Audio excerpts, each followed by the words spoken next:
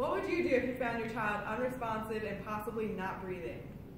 Roughly 70% of Americans do not feel comfortable with the techniques of CPR according to the American Heart Association, my apologies. And even though it has a 75% success rate. So what is CPR, and more specifically, pediatric CPR? CPR stands for cardi, which means heart, pulmonary, which means lung, and resuscitation, which means to bring back to life. It's going to help bridge the gap between when you have an emergency arise and when emergency personnel can actually arrive on the scene. It's going to do for the body what the body's not already doing for itself. So it's going to pump the blood, make sure your body's getting oxygen that it needs to stay alive. Traditionally, when you think of CPR, you think of heart attack, cardiac arrest, older people possibly, but you can actually perform CPR in a multitude of situations, including when a child is drowned, when a child has maybe been shocked or electrocuted, when it's choked, or in some instances even poisoning. So now that we've gone over the basics, we're going to go over the actual techniques of CPR. And I'm going to actually use my doll to help demonstrate. So the first thing you're going to always do is to make sure you're safe, because if you're not safe, you can't save a child. So make sure the situations and surroundings are safe. You're going to lie the child on its back on a hard surface, and you're going to actually look for signs that the child's not breathing. And you're going to have roughly 10 seconds to do this because you don't know how long the child's been out. You're going to want to perform CPR for a minimum of 2 minutes before leaving to call 911 because, again, you don't know how long they've been out, how long they haven't been breathing. So you're going to lie them on their back, and for infants, you're going to use 2 fingers. You're going to draw an imaginary line across the nipples, and you're going to just press on the sternum. The ratio is going to be 30 compressions to 2 ventilations, ventilation meaning to breathe for them. And for infants, you're going to secure your mouth over the hole of their mouths and their nose because you can't pinch off their nose. Now for children, ages 1 to 8, you're going to pinch off the nose if they're big enough, and you're just going to breathe into the mouth. But you're going to want to make sure you're looking for that chest rise to make sure that you're actually putting enough breaths in and getting the oxygen that they need.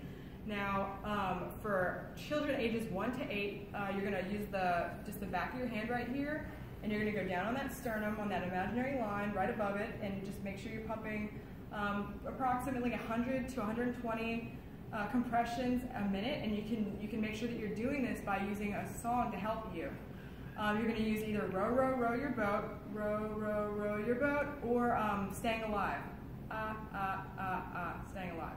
So that's a little technique to help make sure that you're actually doing enough compressions. Now you're going to also go down about 1/2 to 1/3 of the depth of the child's chest to make sure that you're pumping enough. And now that we've gone over that, we're gonna go over some common misconceptions and some issues. You're gonna sometimes hear cracking when you're doing CPR, and that's actually a good sign. If you're breaking bones, it means that you're doing it correctly actually in a lot of instances. So don't stop just because you hear crackling. And the technique has been simplified to where you can perform this on a person who's been drowned, and the same on a person who's had a heart attack. So they've simplified it, made it easy for everyone. Just remember 30 compressions to 2 ventilations. I'm qualified through the American Heart Association and certified. It's good to know, not just know the techniques, but to actually get certified, because you don't want to wait till an emergency situation arises to find out if and double guess yourself. For the safety of your children, and if you're a teacher, we all deal with children, just make sure that you do get certified through. You can call the YMCA, the American Red Cross, you can call your pediatrician, you can call all these people. And another thing I just wanted to touch on, this isn't really related to CPR, it's related to CPR, but it's more getting into the Heimlich maneuver. Is a lot of times if your child is not breathing, it could be because they're choking. And if you can see the object in their mouth, you can do what's called a finger sweep and try to get it out. But if not, you want to try to make sure you get that out, because the airway is going to be obstructed and you're not going to be able to perform CPR. So a good technique is called the pancake technique, which is you're going to take the child and put them down like this if they're small enough, and you're going to make sure that head is below the heart, and you're going to do 2 back blows, and try to, again, when you're looking, keep that head down. Look and see. If you can see it, do the finger swipe. If you can't see it, don't even try, because you can actually make it end up going farther back. So you do it again, and then you're safe to perform CPR after that if the object is out of the mouth and not obstructing the airway. Thank you guys for listening, and that was infant CPR.